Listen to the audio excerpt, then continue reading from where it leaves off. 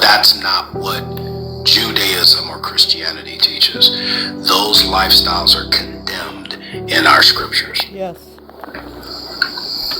But tricameralism, 33:22, Yahweh is our king, he's our legislator, and he's our judge. That's where we get tricameralism from.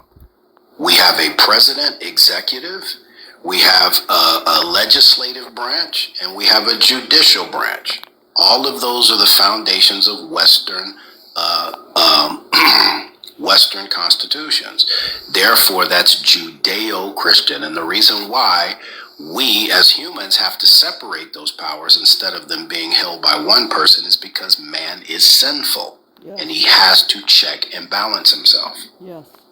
Now, you can go ahead and speak. All right, so my point. Okay, so I don't want to focus too much on this point. I just want to clarify something because the West is governed by.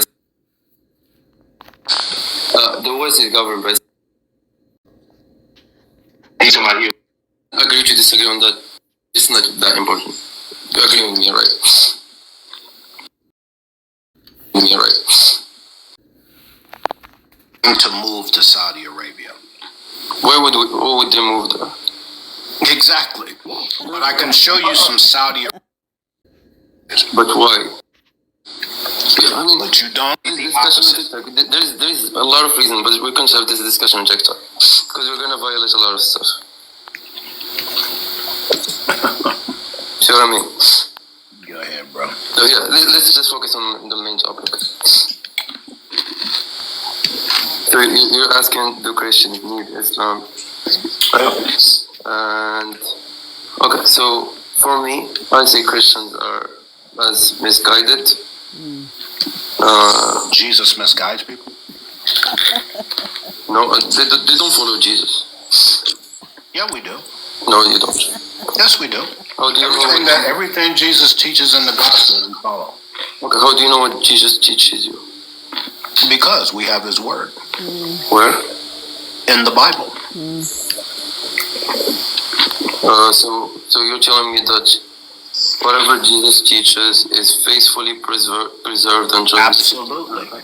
Okay, sure. So been there for 2,000 years. Was there during the time of your prophet and before him. Sure. So when the adulterous woman committed adultery, and Jesus came and said and teaches you guys who without a sin can cast her first. You know the verse, John 7:53 to John 8:11. So yeah, fascinating. That's the only thing you know about that gospel. So Jesus was teaching you that, right? Yep. Yeah. Where was it in the early manuscripts? How do you know it wasn't in the early manuscripts? But it's not there. Okay. So what does that tell you? What does that tell you about our manuscript evidence? I'm going to teach you something right now that you should never ever use this as an example for biblical corruption.